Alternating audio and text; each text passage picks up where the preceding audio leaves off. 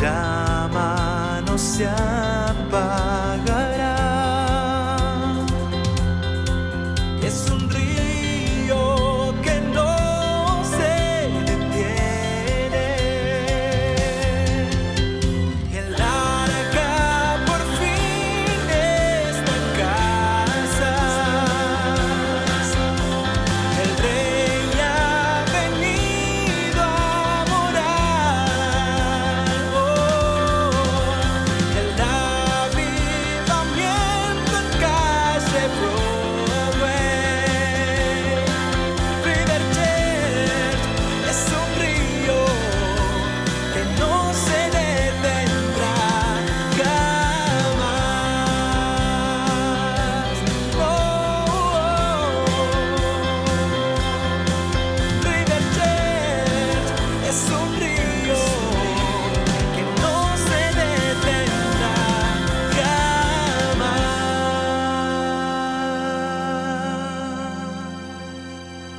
Leí la historia de Melanie, que cuenta que su hijo nació con una sonrisa en el rostro. Los hoyuelos, dice la mami, nunca se le borraron de sus mejillas desde que nació. Y este chiquito se ganó el corazón de todos. Bueno, como todo chiquito, pero de sus hermanas mayores, porque era el primer varón de la familia, sus maestros, sus abuelos. Su padre, como todo padre muy parcial y objetivo, decía que era un niño perfecto. Y Cooper se llamaba el niño, Cooper. Gran nombre para un niño. Nació en una familia cristiana, una familia casi perfecta, porque yo conocí a sus pastores, que también era una iglesia casi perfecta, no como la nuestra, bastante perfecta era. Y la familia del niño, de este Cooper, viven en una granja en Dallas. Siempre usaban un cochecito, esos cochecitos playeros que se hacen descender por la pendiente. Y el niño, ya un poquito más grande, el 17 de julio del 2009, mientras Melanie iba al pueblo a comprar algo en la tienda, Cooper, que ya tenía 5 añitos, maravilloso niño, rubiecito, se deslizó por la pendiente con el carrito y el carrito se dio vuelta y Cooper quedó inconsciente. Entonces estuvo algunas horas en coma, el niño, y finalmente partió a la eternidad. De pronto los papis se encontraron haciendo lo que nunca pensaron, seleccionando un ataúd, planificando un funeral e imaginando cómo se sigue una vida sin el único hijo varón, y cayeron en un aletargamiento mental. Cada mañana, dice su pastor, yo no estuve con la familia, pero sí con su pastor, me decía que cada mañana se abrazaban y toda la familia lloraba desconsoladamente, literalmente por horas. Después de reunir mucho valor para salir de la cama, se encontraban con familiares que vinieron a tratar de sacar la granja adelante porque la tenían abandonada, estaban dejando morir los animales, no les interesaba nada. Los papás dirían, aguantábamos durante todo el día para llegar a la cama y volver a llorar sin consuelo, tomando todo lo que pudiéramos tomar para hasta quedarnos dormidos. Pero su papá dijo una frase que a mí me impactó mucho, porque él luego escribiría un libro, y en ese libro hay una frase que yo transcribí literalmente, y por respeto a lo que él dijo no agregaré ni quitaré ni una sola frase a lo que es la esencia de lo que intentó decir. Él dijo, no hay servicio cristiano, ni clase, ni libro en este mundo que pueda prepararte para cuando un hijo se te muere en tus brazos. Ahora sabemos lo que significa estar en el fondo del foso y sentimos la sensación de haber perdido la cobertura de Dios. Esto último, luego en el transcurso del libro, él aclarará que realmente no perdió la cobertura de Dios. Pero la frase es quirúrgicamente puesta allí, porque él dice la sensación de haber perdido la cobertura de Dios. Y yo titulé a este mensaje justamente la cobertura, porque está muy de moda hoy hablar de cobertura. A mí me dicen siempre, ¿cuál es vuestra cobertura? La nuestra, las Asambleas de Dios. Somos una iglesia técnicamente pentecostal. Pero luego me dicen, y no hay un apóstol que les dé cobertura, que también está muy de moda, ¿no es cierto? Las paternidades. Es decir, fulano es mi papá, menganito, ahí hay papás ofreciéndose por tantos sitios. Hay tantos hijos no reconocidos buscando papá. Y yo siempre digo que las paternidades, en primer lugar, no se ofrecen. Uno no está diciendo, ¿no quieren que yo sea el padre de alguien? No. que es muy diferente a tener ganas de ser papá. Las paternidades no se ofrecen, las paternidades se solicitan. Tú dices, tú eres mi papá. Yo no puedo obligar a nadie a ser el papá de alguien. Puedo ser pastor de todo y papá de nadie, o papá de pocos. La paternidad es una simbiosis espiritual. Tú dices, estoy bajo la cobertura de este hombre de Dios porque lo he decidido. ¿Por qué decides estar bajo la cobertura de alguien? La palabra de Dios da cierta luz respecto a eso. Dice que las ovejas oyen, reconocen la voz del pastor. El pastor dice, por acá. Y siguen todos.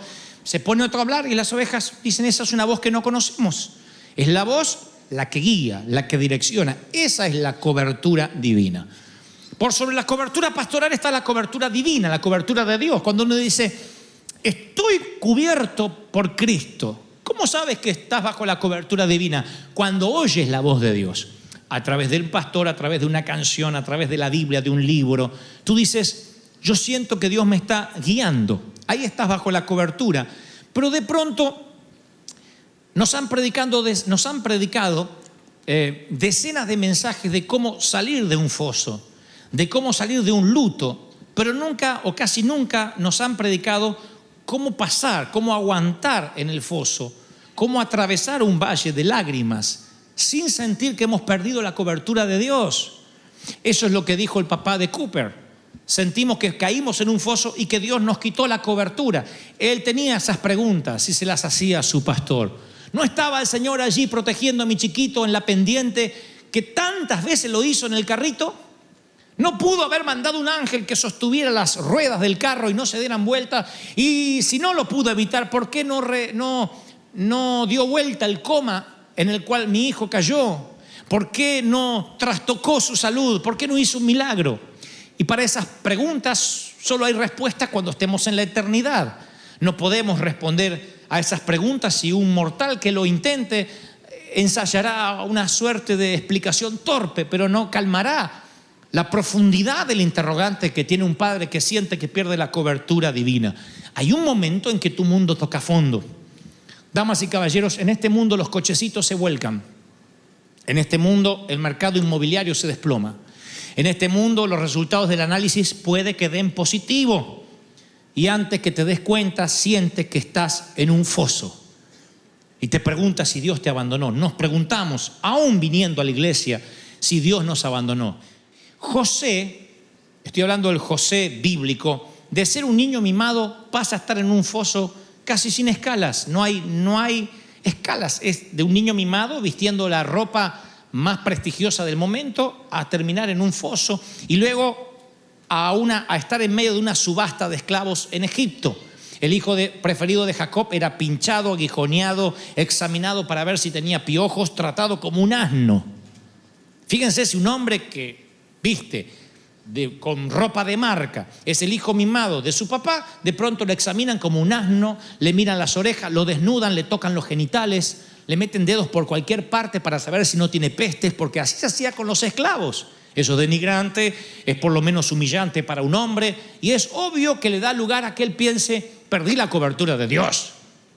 ¿En qué libro, en qué mensaje, en qué sermón me predicaron que algún día me examinarían como un asno a ver si tengo piojos en la cabeza y en el vello púbico delante de todos?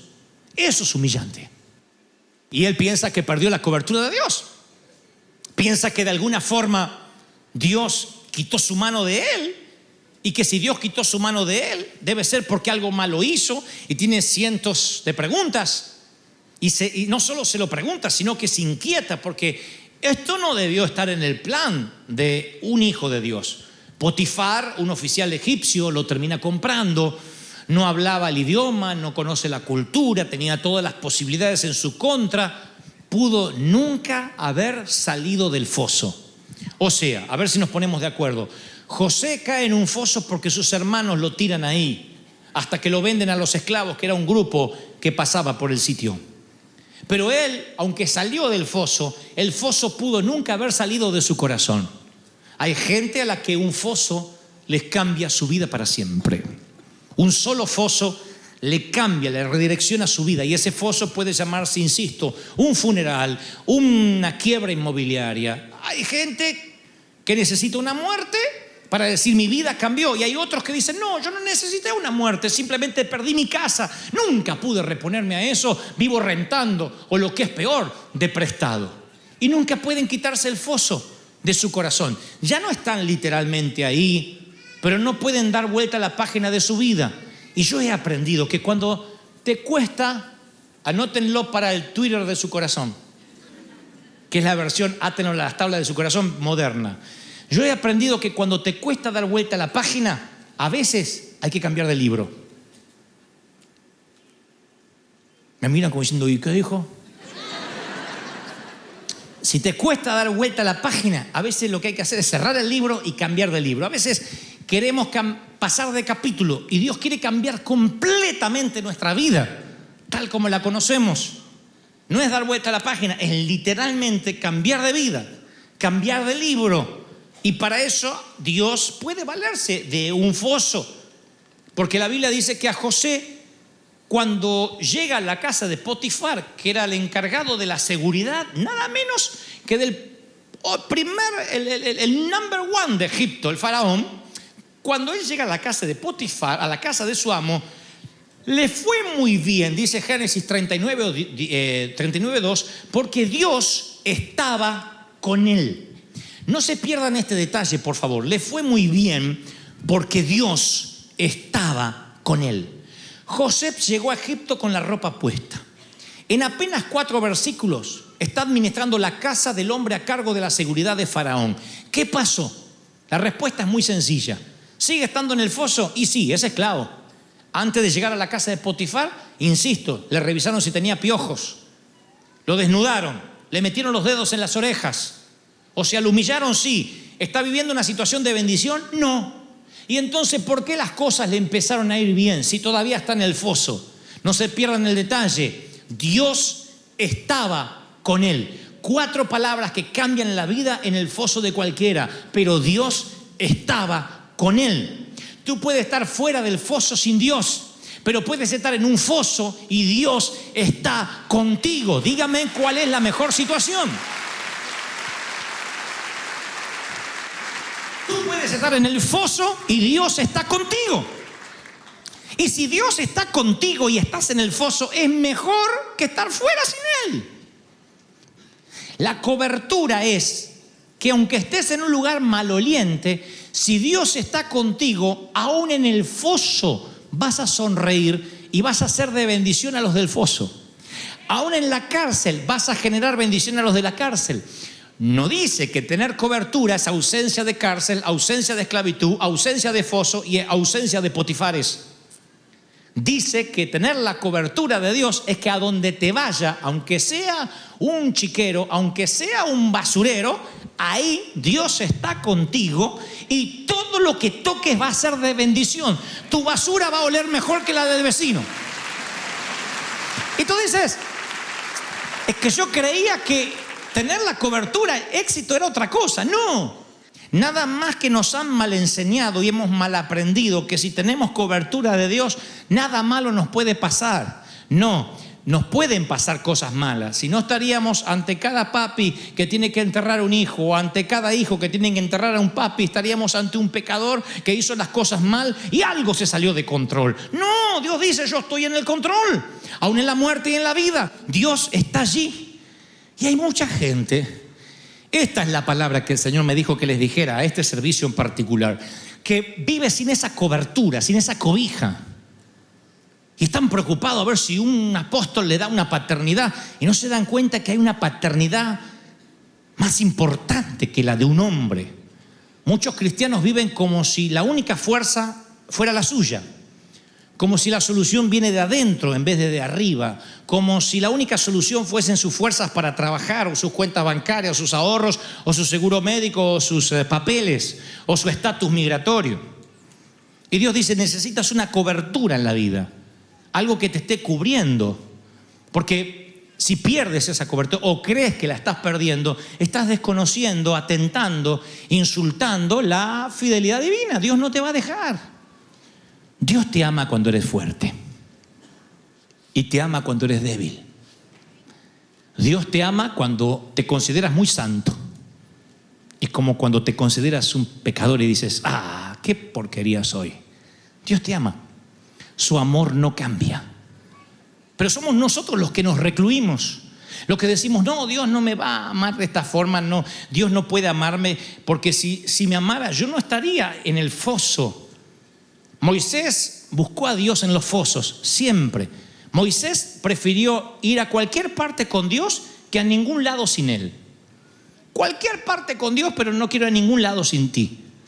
Moisés se preguntaba, ¿cómo voy a proveer alimento para toda esta gente que me sigue? ¿Cómo voy a defenderme de los enemigos? ¿Cómo vamos a sobrevivir? Y terminó reduciéndose, su embudo se redujo a esto: si tu presencia no ha de ir conmigo, no nos quites de aquí. Yo sin cobertura no me muevo.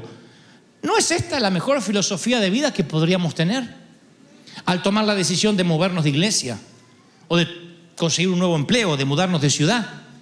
¿No debería ser la pregunta, quiero saber si Dios está conmigo en este negocio?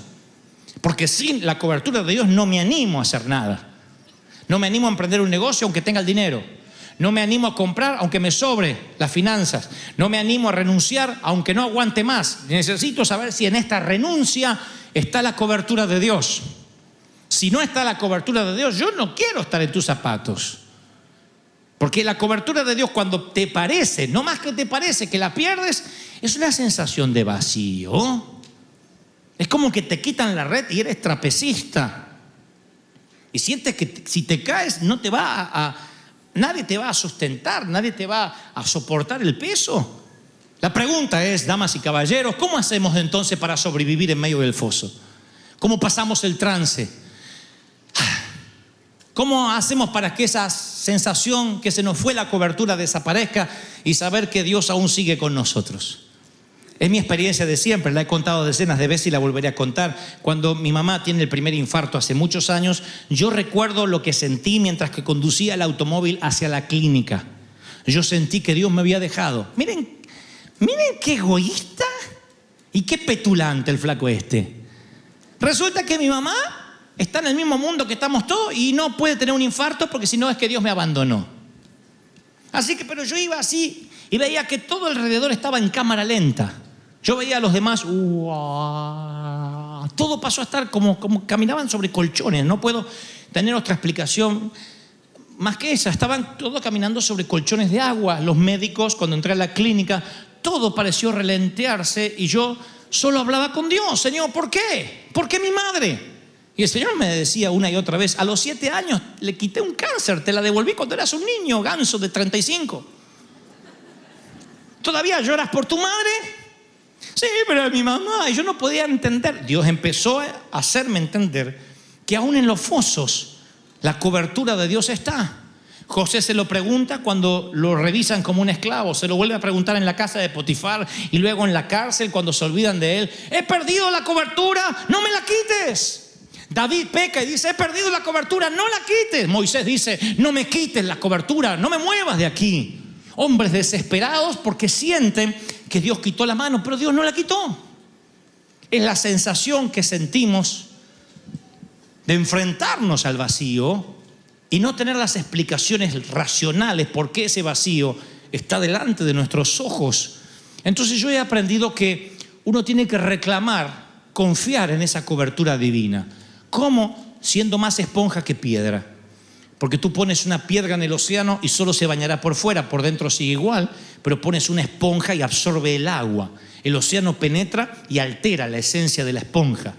Así que la pregunta es, en el foso, ¿qué vas a hacer? ¿Resistir o recibir? ¿Escuchar a Dios en el foso? ¿Qué me quieres enseñar con esto? No puedo cambiar, yo no haría los planes así si fuera Dios, pero no soy Dios. Así que, ¿qué quieres enseñarme? Tú puedes endurecer el corazón como piedra o ser una esponja.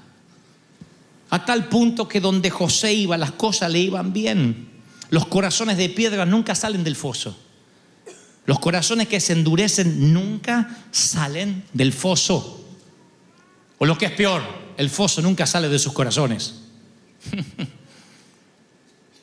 Y tú dices, oh, por Dios, Dante, dime cómo resistir entonces en el foso. No puedo decírtelo yo, te leeré la Biblia tal como el Señor lo dijo. En Hebreos 13:5 Él dice, nunca te dejaré, jamás. ¿Saben lo que es jamás?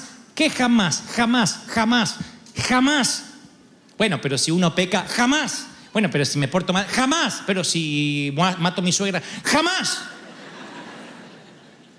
En el griego este pasaje tiene 5 negativos. Dice no, no, no te dejaré, no lo haré, no te abandonaré, no. Yo me aferraría a esa promesa como un paracaídas. Yo la repetiría hasta callar la voz de la angustia. No, no te dejaré, no te lo haré, no te abandonaré, no. El Señor está como guerrero parado al lado tuyo. No te dejaré, dice Dios. Aleluya. Yo me aferro a esa promesa. En el foso, en las paredes frías del hospital, ante el diagnóstico médico que me tiembla en la mano, en la sesión de quimio, con la carta del IRS, con el reporte del contador, con lo que nos cuenta el tesorero, con los ojos fríos e inertes de un cónyuge al que no amas. Señor, no estoy solo. Tú no me dejarás. Lo dice tu palabra, no me dejarás. No importa si pierde la sensación de la cobertura de Dios. A Job le ocurrió. Job dice, si me dirijo al este, no estás allí.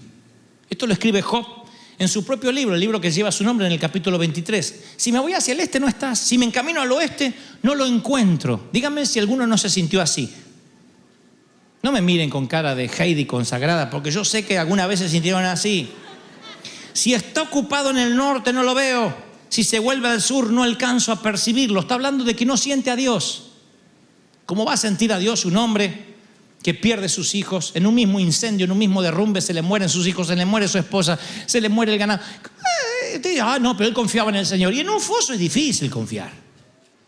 Y Job dice, no te encuentro ni en el norte, ni en el este, ni en el oeste. No lo culpen por una oración así. Pero a pesar de no sentir la cobertura, él declara algo en fe. En el mismo capítulo del libro que lleva su nombre dice, en cambio, si él conoce mis caminos, si él me está poniendo a prueba, de algo estoy seguro, voy a salir puro como el oro. Dios me pondrá a prueba y voy a salir. ¡Aleluya! ¿Cuántos reciben esta palabra? La cobertura está sobre ti y eso es innegable. Pero claro, si el vuelo está bueno, Dios está allí. Si el vuelo se mueve mucho, la cobertura está haciendo interferencia. Si la salud está bien, Dios está sobre ti. Si la salud está mal, algo está mal. Y yo he aprendido que ya está, Dios es fiel, independientemente de lo que yo haga.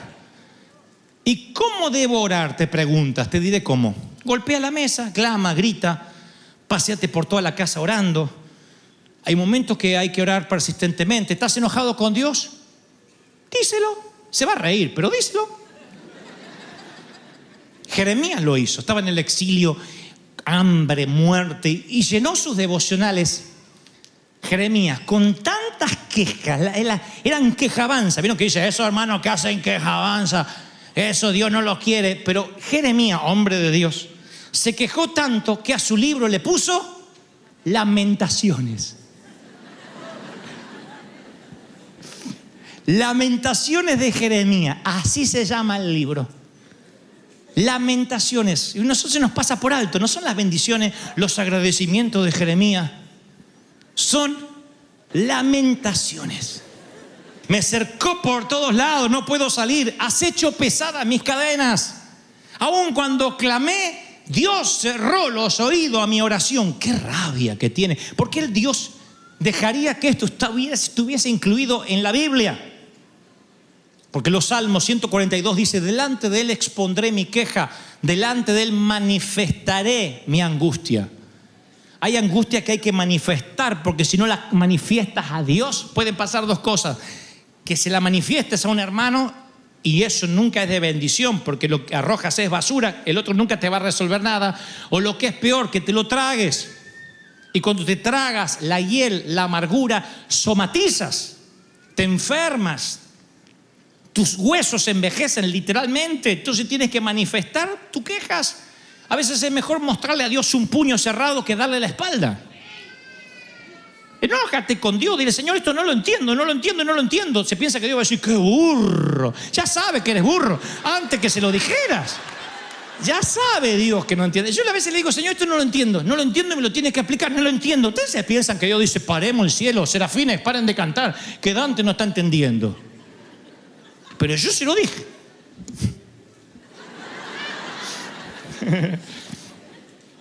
San Agustín decía, cuán hundidos están en el foso aquellos que ni siquiera claman por salir. Porque algunos literalmente se dejan estar, bajan los brazos y dicen, ya está, ¿para qué? ¿Ya qué? Ya está, ya no tengo más solución. ¿Cómo ayudas a una persona así? En cambio, aquel que te dice, necesito ayuda, necesito salir, estoy angustiado, no puedo vivir así, es porque quiere salir. Es porque se angustia, es porque reconoce que está en el foso. Y la Biblia no dice, alégrate en el foso. Porque a veces no te dan ganas de alegrarte. ¿Podríamos alegrarnos en un funeral de un ser muy amado? No. Pero sí la Biblia dice, no te atrevas a decir que yo quité mi cobertura. Porque yo estoy ahí. Porque hay cosas que no vas a entender hasta que estés en el reino de los cielos. Mi querido, como José, Dios quiere usar tu Egipto y el foso para enseñarte que Él está contigo. Puedes perder a tu familia, puedes perder lo que tenías, pero Dios sigue estando en pie. Yo estoy contigo y te guardaré donde quiera que fueres. Génesis 28:15. Yo te guardaré donde quiera que tú fueres. Tú puedes sentir que perdiste todo, pero Dios dice, no, no has perdido mi cobertura. Tal vez no tienes la vida que sueñas, pero sí la vida que muchos sueñan tener. Yo sé que capaz no tengo la vida que soñé, pero sí la vida que muchos sueñan tener. Siempre que estás en una escalera y miras, hay gente abajo, siempre. Tú dices, no, abajo mío no hay nadie.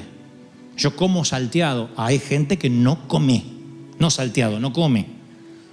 Tú dices, estamos comiendo arroz todos los días. Hay gente que no come arroz. Y siempre hay gente más abajo. Pasa que si uno se mira con los que están arriba, se frustra, se deprime. Uno tiene que saber en perspectiva, mirar en qué parte de la escalera está. Entonces a veces uno maldice por el foso y dice, ¿por qué Dios me abandonó? Eres parte de todo un engranaje, de toda una humanidad que a veces te toca estar acá, a veces te toca estar acá, y la cobertura de Dios no se va. Dios nunca te ha dejado, Dios nunca te va a dejar. Divorciado, Dios nunca te va a dejar. Abandonada, Dios nunca te va a dejar. Huérfano, Dios nunca te va a dejar. Perdiste un hijo, Dios nunca te va a dejar. ¿Cómo lo sé? Porque no sé de divorcios demasiado, no sé de huérfanos tampoco mucho, ni tampoco sé mucho de hijos perdidos. Pero sí sé de un padre que nunca deja. De eso te doy cátedra. Dios no abandona a quienes ama. Dios no deja a quien los toma de su mano derecha. ¿Están recibiendo esta palabra? ¿Se pondrían de pie conmigo, por favor?